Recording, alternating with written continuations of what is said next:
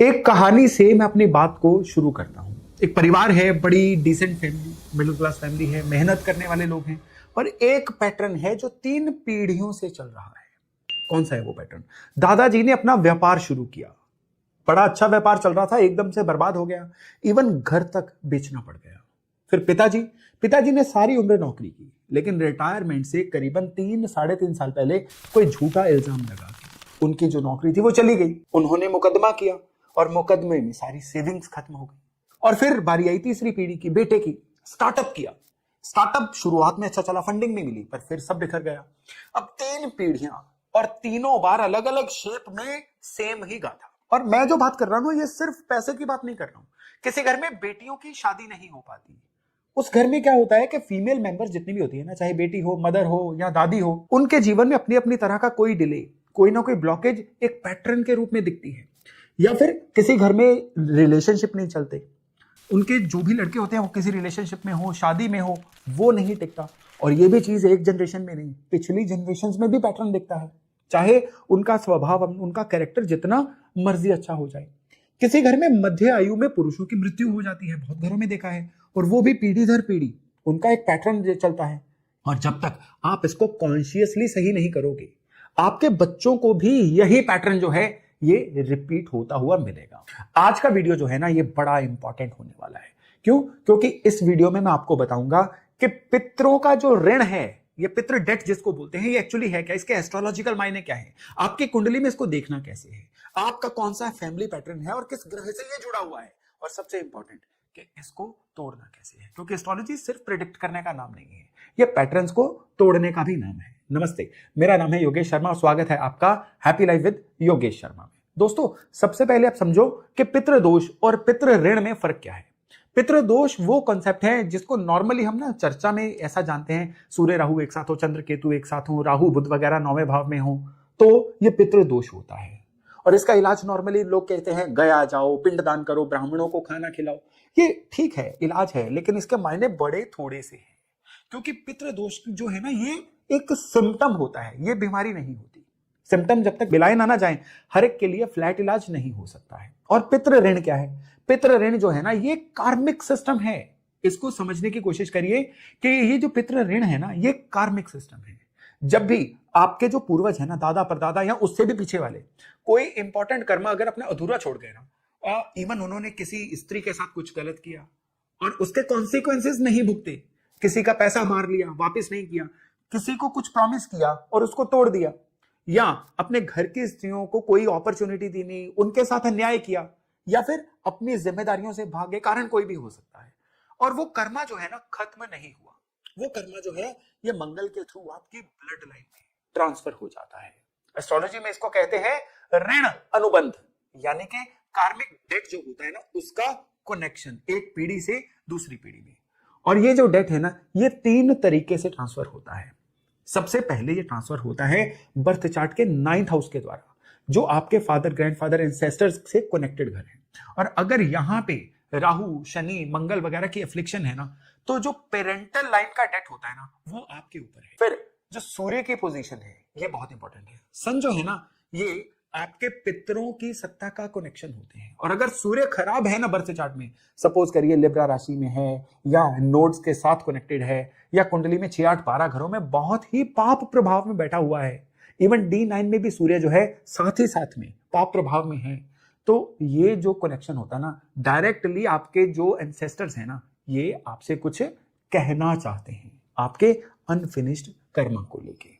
और फिर मघा, उत्तरा फागुनी, उत्तरा भाद्रपद, ये ऐसे नक्षत्र हैं जिसमें अगर आपका सूर्य, चंद्रमा या लग्न लॉर्ड हो जाए ना, या इवन लग्न हो जाए, तो जो आपकी सोल है ना, इसने डेलिबरेटली पितरों का कोई कर्म क्लियर करने के लिए इस धरती पे जन्म लिया है। और सबसे बड़ी बात क्या है कि आपका मंगल, जैसा मैंने बताया, कि आपकी ब्लड लाइन को बताता है। और ये जो मंगल है ना, मंगल का सही होना, मंगल का आपके बर्थ चार्ट में अच्छे से प्लेस होना बहुत जरूरी है। जितना मंगल कमजोर होगा, इसका मतलब है कोई ना कोई डेट, कोई ना कोई पेंडिंग कर्म आपका ऐसा है जो आपके पूर्वजों की तरफ से आपके जन्म में आया है। और ये जो डेट है ना, ये भूल जाइए कि ये सिर्फ आपके पिताजी के एंसेस्टर्स का है, आपके माताजी का भी आपके जीवन में उतना ही बड़ा हिस्सा है, बल्कि ज्यादा ही हिस्सा है। इसलिए आपके मदर की साइड से भी ये डेट जो है ये आ सकता है। 4th हाउस किसका होता है? मदर का। चंद्रमा ये मदर के कारक, अगर ये एफ्लिक्टेड है ना तो आपको पता चलेगा कि आपके जो मदर साइड है ना या मदर साइड के जो एंसेस्टर्स हैं उनका कोई पेंडिंग कर्म आपके ऊपर आया हुआ है। सिंपल चीज याद रखो, नौवां भाव और सूर्य खराब है तो पिताजी की साइड से, चौथा भाव और चंद्रमा खराब है तो माताजी की साइड से, और अगर ये दोनों खराब हैं तो मतलब है आप दोनों पीढ़ियों का जो कर्जा है ना, जो ऋण है, उसको ढो रहे हैं। तब जिंदगी में चाहे आप कितना भी मेहनत कर लो, कुछ ना कुछ आपके जीवन में खराब हो ही रहा होता है, क्योंकि सिर्फ आप अपना कर्म नहीं कर रहे हो, आप अपने पूर्वजों का भी जो पेंडिंग कर्म है ना उसको भी क्लियर कर रहे हो। अब मैं आपसे बड़े कॉमन कुछ फैमिली पैटर्न्स हैं और उनके जो भी एस्ट्रोलॉजिकल सिग्नेचर है ना, एस्ट्रोलॉजिकल कनेक्शन है, वो आपसे शेयर कर रहा हूं, क्योंकि ये अगर आप अपने आसपास किसी भी घर में देखो ना तो आपको कंफर्म हो जाएगा कि उस घर के अंदर पितरों का ऋण है। पहला पैटर्न है कि उस घर में बेटियों की शादी नहीं हो रही या उस घर की औरतें सफर कर रही हैं, और इसके एस्ट्रोलॉजिकल मायने क्या है। सबसे पहले तो शुक्र का बर्थ चार्ट में एफ्लिक्टेड होना। किससे एफ्लिक्टेड होना? अपने मित्र शनि से या फिर राहु से, या फिर शुक्र शनि या राहु का कोई कनेक्शन आपके बर्थ चार्ट के सप्तम या अष्टम भाव में बन जाए। इस वजह से क्या होता है कि उस घर के अंदर लड़कियों की जो शादी या मंगल कार्य होते हैं ना वो बड़े डिलेड होते हैं, या फिर शादी के बाद भी लड़कियों को बहुत ही यातना सहनी पड़ती है। इवन चंद्रमा अगर आश्लेषा, ज्येष्ठा या मूल में हो जाए तो भी ये पैटर्न बहुत ज्यादा देखे गए हैं। इवन जो फोर्थ लॉर्ड होता है ना, ये बर्थ चार्ट के 6, 8, 12 घरों में हो जाए तो भी ये वाला जो पैटर्न है ये देखने को मिलता है। इसका कार्मिक रीजन क्या है कि आपके जो पूर्वज है ना उन्होंने किसी जनरेशन में विमेन को, स्त्रियों को सप्रेस किया था, दबा के रखा था। मे बी बेटी को पढ़ाई नहीं करने दी हो, या बहू को टॉर्चर किया हो, या किसी विधवा को रीमैरिज या किस विधवा का जो भी अच्छा लाइफस्टाइल होता है वो जीने से उसको रोका हो, या किसी भी औरत का प्रॉपर्टी, पैसा वो हथियाया हो। अब आपके घर की बेटियों की जो शादी है वो डिले होगी, या शादी होगी तो वो शादी जो है अनहैप्पी रहेगी, या फिर लड़कियां फाइनेंशियली स्ट्रगल करेंगी, चाहे जितनी भी एजुकेटेड, जितनी भी टैलेंटेड हो जाए। अब इसमें दूसरा जो पैटर्न है ये बड़ा इंपॉर्टेंट पैटर्न है, वो है पैसा आता है लेकिन पैसा टिकता नहीं है। इसके एस्ट्रोलॉजिकल मायने क्या है? एस्ट्रोलॉजिकल मायने है कि बर्थ चार्ट में जो पैसे का भाव है ना, सेकंड हाउस, वो बर्थ चार्ट में 6, 8वें, 12वें भाव से कनेक्टेड होगा। ये इस दोष की निशानी है। बर्थ चार्ट में जो कृपा कारक या प्रॉस्पेरिटी का प्लेनेट होता है ना वो होता है जुपिटर। जुपिटर अगर बर्थ चार्ट में किसी ना किसी वजह से राहु से कनेक्टेड है, स्पेशली इस योग में 2nd और 11th हाउस जो पैसे के घर हैं ये भी पीड़ित हैं, या फिर सूर्य जो है ये 6ठे या 8वें भाव में है, तो ये वाली जो बात है ना कि पैसा आता है टिकता नहीं है, ये आपके जीवन में सच हो जाती है। और ये योग आपको मिलता क्यों है?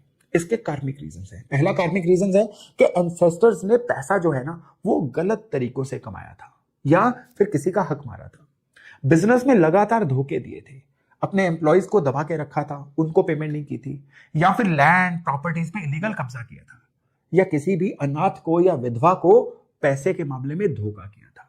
इसका नतीजा क्या हुआ कि आपके पास पैसा आएगा, सैलरी वगैरह अगर है तो वो मिलेगी, बिजनेस में भी प्रॉफिट होगा, लेकिन वो पैसा रुकता नहीं है।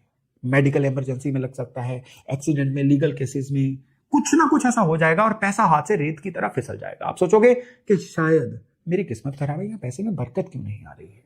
अब इसका कारण क्या है कि आपके पूर्वजों में से किसी ने जो गलत तरीके से पैसा एक्यूमुलेट किया था ना वो कैरी फॉरवर्ड होकर आपके चार्ट में आया हुआ है। एक और पैटर्न है, वो पैटर्न है मध्य आयु में 50 से 60 वर्षीय, इसके प्लस माइनस की जो आयु होती है ना उसमें घर के मेल मेंबर्स की मौत जो है ये पैटर्न बन जाता है। इसके एस्ट्रोलॉजिकल मायने क्या होते हैं, या एस्ट्रोलॉजिकल जिसको हम सिग्नेचर बोल देते हैं ना, वो क्या होते हैं कि 8th हाउस बर्थ चार्ट का हेवीली एफ्लिक्टेड हो, उसमें मार्स, शनि, राहु अष्टम में बैठे हो, सूर्य जो है ये मूला, आद्रा या आश्लेषा नक्षत्र में हो, या जो मार्केश होते हैं ना 2nd और 7th के स्वामी ये बर्थ चार्ट में 8th में बैठे हो। और इसके जो है कार्मिक रीजन क्या होते हैं कि किसी एंसेस्टर ने, आपके किसी पूर्वज ने शायद किसी की जान ली हो डायरेक्टली, या किसी को कह के किसी को मरवाया हो और खुद मर्डर किया हो, या ऐसा भी हो सकता है कि किसी की सुसाइड की रिस्पॉन्सिबिलिटी आपके पूर्वज पे आई हो, या किसी का एक्सीडेंट वगैरह करवा के भाग गए हो, यानी किसी की भी जान जाने में अगर किसी पूर्वज का हाथ होगा ना तो फैमिली में ये पैटर्न जो है ये देखने को मिल जाता है। स्पेशली मध्य आयु में हार्ट अटैक वजह हो सकती है, एक्सीडेंट वजह हो सकती है, सडन इलनेस वजह हो सकती है, ये सबसे ज्यादा कड़वी किस्म का एक पितृ ऋण है और इसका सोल्यूशन भी बड़ा स्पेसिफिक है कि जिसमें 8th हाउस और जो मोक्ष हाउस होता है ना, जिसको 12th हाउस बोलते हैं, इनको लगातार हील करना पड़ता है। अब एक और पैटर्न होता है, रिलेशन टूटते चले जाते हैं और इसके एस्ट्रोलॉजिकल मायने क्या होते हैं कि जो 7th हाउस होता है ना, 7th हाउस का स्वामी ये राहु या केतु के साथ बैठ जाए। बर्थ चार्ट में जो रिलेशन का कारक शुक्र होता है ये खराब घरों में यानी 6ठे, 8वें, 12वें घर में बैठ जाए और स्पेशली यहां पे बैठ के भी ये मंगल या शनि से प्रभावित हो। जो चंद्रमा होते हैं ना, ये भरणी या मृगशिरा नक्षत्र में, और वो भी खराब दृष्टियों के साथ हो। इसको नोट करके चेक करिएगा। और इसके कार्मिक रीजंस क्या होते हैं कि एंसेस्टर्स ने कोई ना कोई कमिटमेंट तोड़ी होगी, शादी के बाद किसी और औरत के साथ रहना शुरू हो चुके होंगे, या अरेंज्ड मैरिज में किसी को फोर्सफुली बांधा होगा, या किसी के साथ कोई प्रॉमिस शादी वादी का करके धोखा दिया होगा। इसके नतीजे क्या होते हैं कि आपके रिलेशनशिप्स में ट्रस्ट इश्यू रहेंगे। प्यार होगा पर कमिटमेंट में बहुत सारी प्रॉब्लम होगी। शादी होगी पर उस शादी में इमोशनल डिस्टेंस जो है ना, ये बहुत अच्छा खासा बना रहेगा, जिसकी वजह से शादी भी बड़ी खोखली लगनी शुरू हो जाएगी। ठीक है, और अब अगले पैटर्न की बात करते हैं। ये पैटर्न है कि आप टैलेंटेड हो लेकिन कामयाबी नहीं मिल रही है। एस्ट्रोलॉजिकली आपको कैसे पता चलेगा कि बर्थ चार्ट में 5th लॉर्ड जो होते हैं ना, ये 6ठे, 8वें, 12वें भाव में बैठ जाए। बुध या जुपिटर जो हैं, या दोनों बर्थ चार्ट में पाप प्रभाव में हो, एफ्लिक्टेड हो। और जो 10th हाउस या 10th लॉर्ड है ना, ये बर्थ चार्ट में या तो नीच हो या कमजोर हो जाए। तो इसका कार्मिक रीजंस क्या होगा कि आपके जो पूर्वज है ना, उन्होंने किसी टैलेंटेड पर्सन को रोका होगा जीवन में आगे बढ़ने से, सप्रेस किया होगा। मे बी किसी आर्टिस्ट, किसी स्कॉलर को जो सपोर्ट मिलनी चाहिए वो लेने नहीं दी होगी, किसी बच्चे की मे बी एजुकेशन रोक दी होगी, या किसी का क्रेडिट, किसी के जो भी रिकॉग्निशन मिलनी हो ना, वो चुरा ली होगी। और इसका नतीजा, आप मेहनत करोगे, आपके पास स्किल भी होगा पर आपको रिकॉग्निशन नहीं मिलेगी, आपका क्रेडिट कोई और ले जाएगा, आपकी अपॉर्चुनिटीज लास्ट मोमेंट पे आके कैंसिल हो जाएंगी। और अगर आपको कोई भी एक पैटर्न इनमें से जो मैंने 5 पैटर्न बताए अपने घर में दिख रहा है ना, तो फिर आपके घर में पितरों का ऋण है। अब बात करते हैं कि इसको तोड़ा कैसे जाए। तो इसको तोड़ने के लिए ना, सबसे पहले मैं, देखिए यहां पे ना, मैं आपसे जो भी रिचुअल्स वाली बातें हैं ना, वो नहीं ही करूंगा, क्योंकि मैं आपसे वो बात करूंगा जो असल में काम करे। मैं आज आपको वो एस्ट्रोलॉजिकल रेमेडीज बताता हूं जो एक्चुअली काम करती हैं। तो सबसे पहले तो आपको आइडेंटिफाई करना होगा कि एग्जैक्टली कौन सा पितृ ऋण चल रहा है, और उसके बेसिस पे, यानी कौन सा प्लैनेट परेशानी कर रहा है ना, उसके बेसिस पे सॉल्यूशन अलग अलग होंगे। सूर्य खराब है तो पिता की साइड का कोई ना कोई कर्जा है, फादर वाली जो लाइन है उसमें प्रॉब्लम है। चंद्रमा खराब है तो मदर वाली लाइन से प्रॉब्लम है। शुक्र खराब है तो फीमेल जो आपकी पूर्वज है ना, उनका कोई ना कोई डेट है, स्पेशली आपके पूर्वजों में किसी स्त्री ने अगर सफर किया हो। जुपिटर खराब है तो आपके किसी टीचर या गुरु का श्राप है, आपके पूर्वजों का गुरुओं के प्रति कोई कर्जा है। तो पहले अपनी कुंडली में देखिए कि कौन सा प्लैनेट एफ्लिक्टेड है, और वो प्लैनेट जो है ना किस भाव में बैठा हुआ है, क्योंकि प्लैनेट जिस भाव में बैठा होता है ना, सारा खेल उसी भाव का होता है। और फिर बारी आती है कि आपका सूर्य, चंद्रमा या लग्न ये किस नक्षत्र में है। ये एक बहुत ही पर्टिकुलर पॉइंट होता है अपने दुख को समझने का। अब जो मघा नक्षत्र है ना, जो केतु का नक्षत्र है, ये नक्षत्र डायरेक्टली एंसेस्टर से, आपके पूर्वजों से कनेक्टेड है। और रेमेडी क्या है, हर मंथ अमावस की रात को अपने पूर्वजों को याद करो। बहुत सिंपल, उनका नाम लो, उनकी फोटो देख लो, मेंटली उनसे बात करो, उनका शुक्राना करो और उनसे माफी मांगो। जो भी आपका काम अधूरा रहा है ना, उनसे बोलो कि मैं हूं यहां पे, मैं उसको पूरा करूंगा, बस आप आशीर्वाद दीजिए, आप मेरी सहायता करिए। फिर अश्लेषा नक्षत्र, ये बुध का नक्षत्र है। और सबसे बड़ी बात क्या है कि ये आपके मदर साइड के जो एंसेस्टर्स हैं ना, उनके डेथ को आपके लिए शो करता है। और अगर आपका कोई भी प्लेनेट अश्लेषा में है ना, तो फिर रेमेडी है नाग पंचमी को, या फिर महीने की किसी भी पंचमी को किसी भी पेड़ को, स्पेशली कौन सा पेड़ है, बरगद का पेड़, उसके नीचे दूध अर्पण करके आओ। और ये जो रेमेडी है ना, उसके साथ साथ आप अपने पूर्वजों से माफी भी मांगो। सिर्फ इतना भर करना है, माफी मांग के वहां पे ये प्लेज करो कि आपका जो भी अधूरा ऋण है या अधूरा काम है, मुझे बल दीजिए, मैं उसको पूरा करूंगी या पूरा करूंगा। और फिर बारी आती है ज्येष्ठा नक्षत्र की, ये भी बुध का नक्षत्र है। अगर आपके एक या एक से ज्यादा प्लैनेट ज्येष्ठा नक्षत्र में है और उन प्लैनेट्स की दिक्कत आपको आ रही है ना, तो इसका मतलब है कि आपने जरूरत पड़ने पे मदद कर सकते थे, किसी की नहीं की, तो बहुत बढ़िया रेमेडी है कि आप किसी जरूरतमंद की मदद करते रहो। वो तन मन धन किसी भी तरह से मदद हो सकती है, वो उनकी मदद करते रहो। स्पेशली अगर वो आपके फील्ड के लोग हैं ना और उनको आपकी जरूरत है, तो ये आपके लिए बहुत ही बेस्ट रहता है। वहां पे आपकी की गई मदद जो है ना, ये आपके चार्ट में सीधी रिफ्लेक्ट होती हुई दिखाई देती है। तो आप अपने सूर्य को स्ट्रॉन्ग करिए। संडे को या डेली आप सूर्यांजलि दीजिए पानी में चीनी डाल के, और स्पेशली कॉपर के बर्तन में।